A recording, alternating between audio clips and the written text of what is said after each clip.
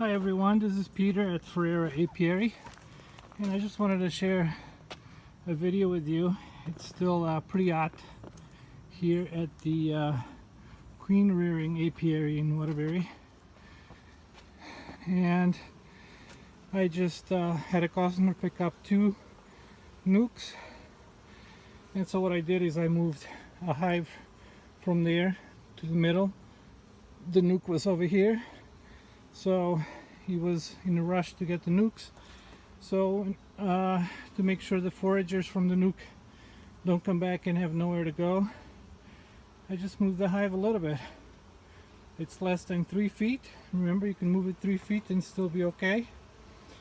But one thing that I wanted to show you also is a lot of pollen is coming in today. Lots of pollen.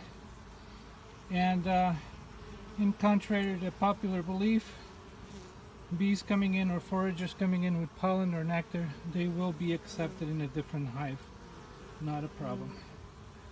You might have one or another that will get into it, but usually not a big problem. Behave. Anyway, so I wanted to share that with you. I found it pretty interesting. Lots of pollen, lots of pollen. Today is July 30th, 2018, and as you guys can see, lots of pollen coming in. Look at that. That's very interesting. They definitely found a nice source. It's been pretty strange. I don't know if we had dearth already, or it seems like we had a very short dearth over here in Connecticut. Like I said, today's July 30th. And what do you think? No dearth? So they're all reorienting from where the nuke was right there to there. So I moved it this way, less than 3 feet. And they've been going in. Takes them a little bit more time because they got to kind of figure out what's going on, but it works. And I have another one up on the top. Let's go see. That I also sold another nuke. They were very, very full nukes, and I had to do the same thing. I moved, that nuke was over here, I moved it over there, and they didn't have as many foragers, so this is good because the other nuke had a lot more bees and a lot more foragers. So as you will see here, all the foragers from the nuke that was there are now going to go in the nuke that I moved. So I moved it from here all the way there. Actually, it was right there. You can see the marks right there. Moved it from there to there to where the other nuke was.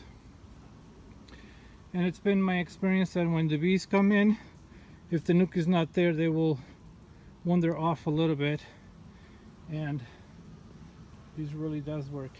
And the same thing here, they're all bringing food in. And like I said, I have not had a problem doing this. If the foragers are coming in with goodies, they are well accepted into a strange hive or into a different hive. Another thing that I do once in a while is if I have a hive that's very, very strong and I have a hive that's lacking a little bit, I'll swap places and take the weak hive and put it where the strong hive is.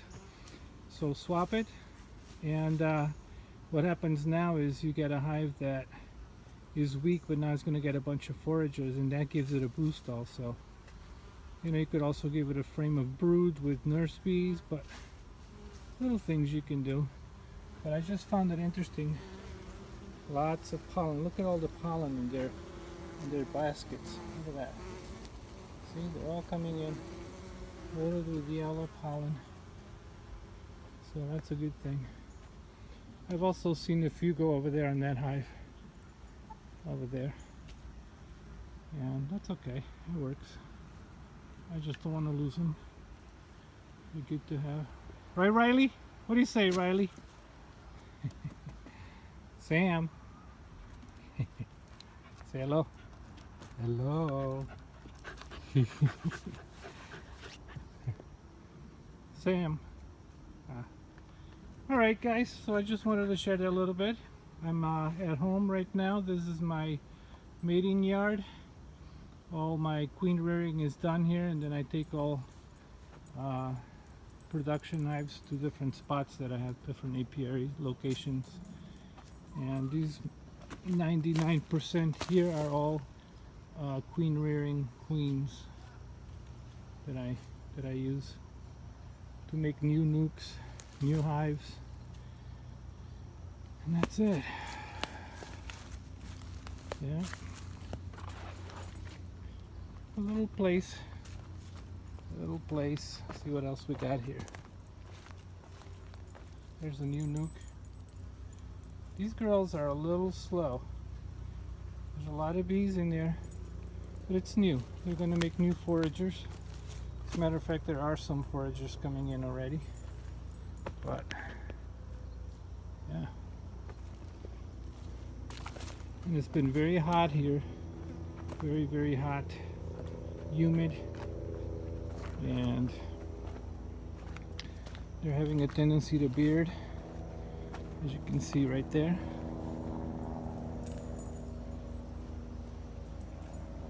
But that's normal. Another little thing that's interesting to analyze is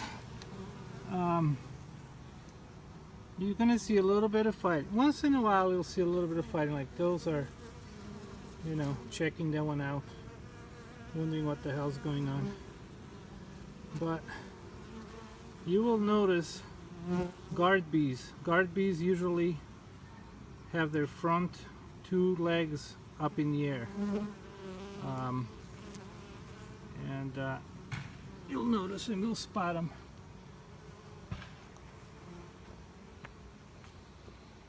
I'm out here without a veil,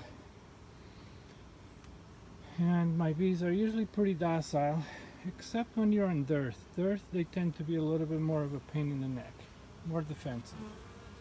But I really think that we're past dearth. I think we had a very short dearth season. I'm seeing a lot of the fall flowers out already, and they seem pretty calm, pretty active.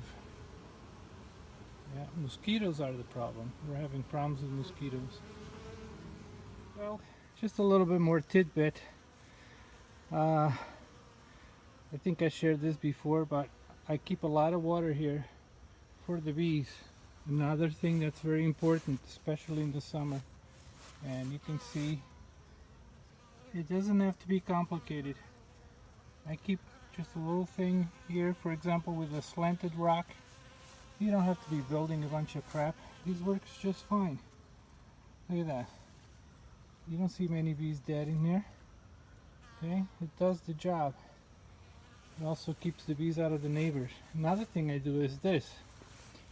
And I get these water hyacinths, and they love this.